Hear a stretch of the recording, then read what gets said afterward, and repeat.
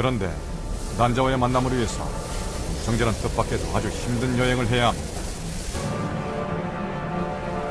건강한 남성의 경우 한 번 사장할 때 나오는 정제의 수는 약 3억 개. 정자는 가장 빠르고 가장 강력한 최후의 승자가 되기 위해 3억 대 1이라는 엄청난 경쟁을 뚫어야 하는 거죠.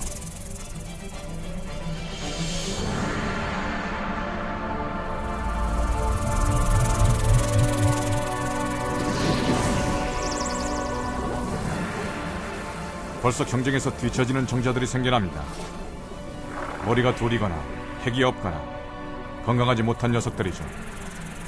그런데 이들 역시 제 나름의 역할이 있습니다. 주인공이 될 만한 한 마리의 정자를 위해 희생하는 일종의 특공대인 셈이죠.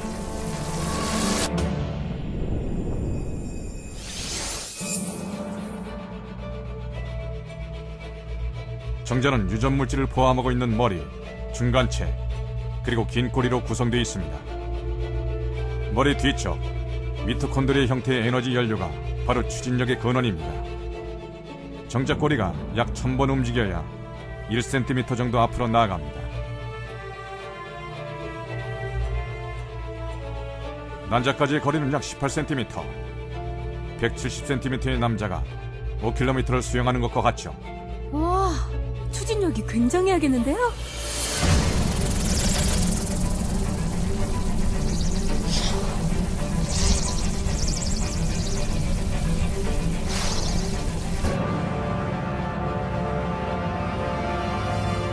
자공 경보. 이제 정자들은 또 한 번의 어려운 난관을 넘어야 합니다. 자공 경보가 열리는 것은 배란기 전후 단 며칠 동안. 이때 정자가 이것을 통과하면 임무 수행을 위한 기회를 얻게 되는 거죠.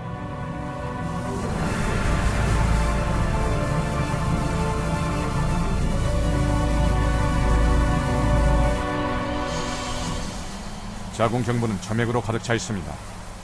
있는 힘을 다해 꼬리를 움직여야 이곳을 통과할 수 있죠. 힘없는 녀석들은 점액을 따라 그대로 몸 밖으로 배출되고 맙니다.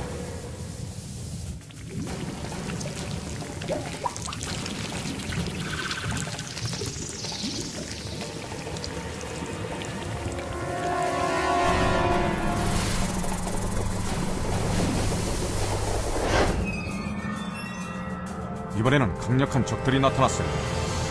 무시무시한 백혈구들입니다. 외부 침입자를 감지한 면역체계의 발동으로 출동한 백혈구들은 가차없이 정자들을 삼켜버립니다.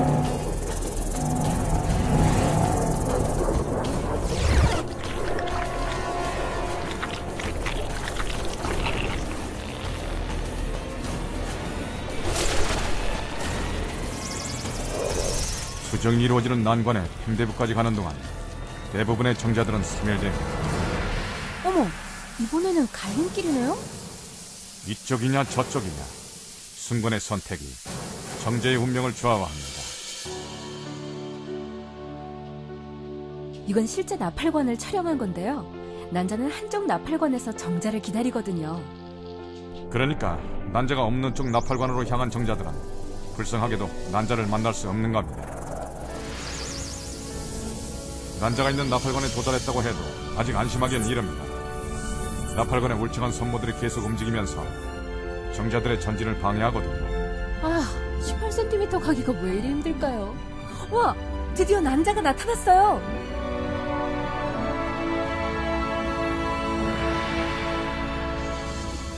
사막 마리의 정자 중에서 겨우 500마리 정도가 살아남아 난자 근처까지 갑니다.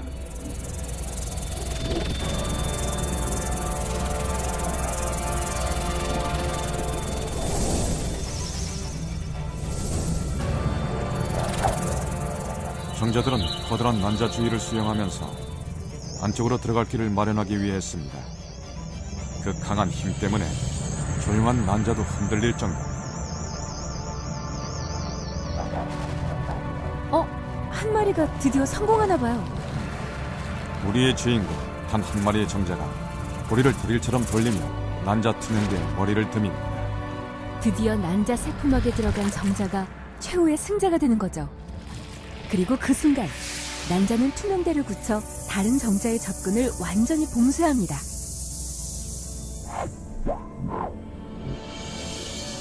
정자의 핵과 난자의 핵이 서로 잡아당기듯 융합합니다. 이 순간 유일무이한 유전정보를 가진 인간의 배아가 새롭게 창조됩니다. 정말 어렵게 만난 난자와 정자. 수정이 이루어지면 그야말로 하나의 생명체가 되는 건데요. 수정란은 난관의 점막을 덮고 있는 미세한 선모에 의해서 자궁을 향해 이동합니다. 우선 자궁강 안으로 들어가기 위해서는 난관의 좁은 통로를 지나야 합니다.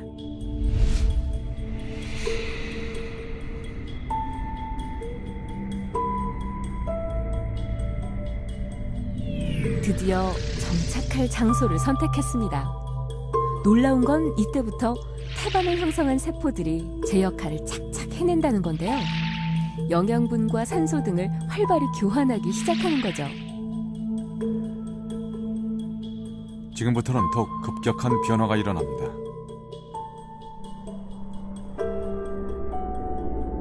섬주에는 안쪽은 내장기관으로, 중간은 뼈와 근육, 바깥쪽은 뇌와 척수, 신경세포로 분화하게 될 외배엽, 중배엽, 내배엽 세포들이 왕성하게 분화합니다. 손으로, 심장으로, 눈으로 미리 예정된 순서대로 치밀하게 그 모양을 갖춰가는 생명. 이 지도를 페이트맵, 운명의 지도라고 부릅니다.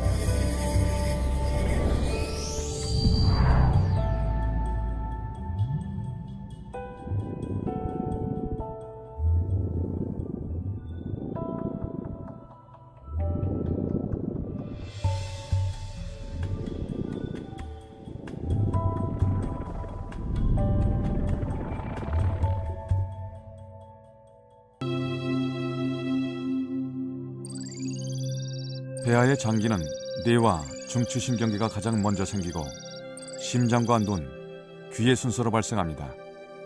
이렇게 발생 순서가 다른 이유는 무엇일까요?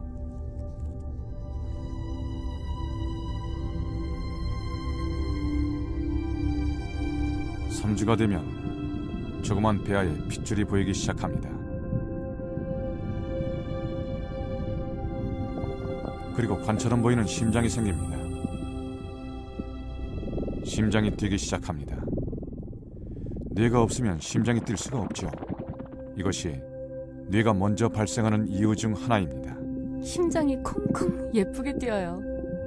5주가 되면 심장의 모양이 성인의 것과 유사해지죠.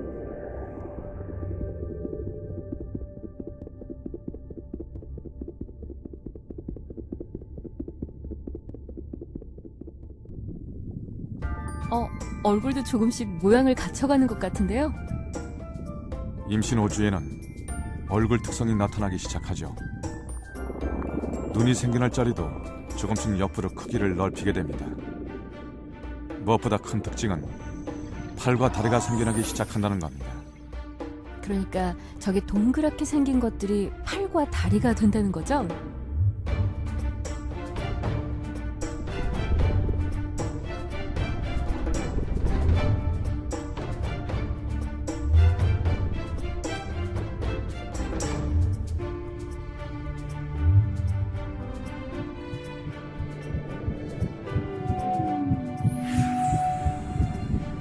오 5주 때에는 머리가 몸 전체 크기의 절반을 차지합니다.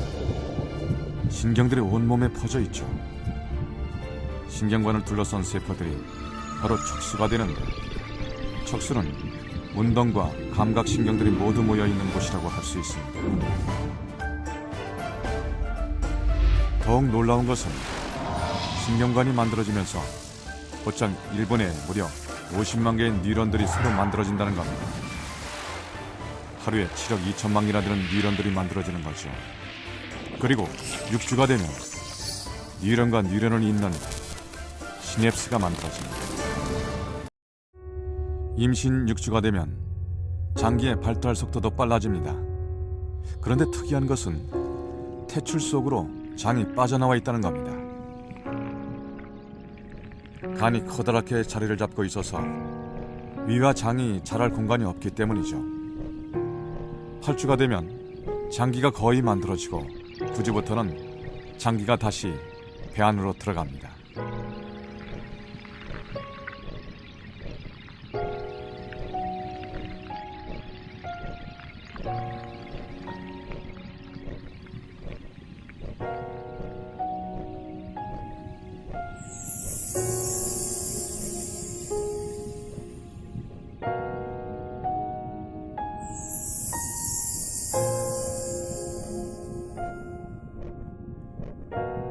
12주가 되면 성인의 위치와 같은 곳에 자리를 잡게 됩니다.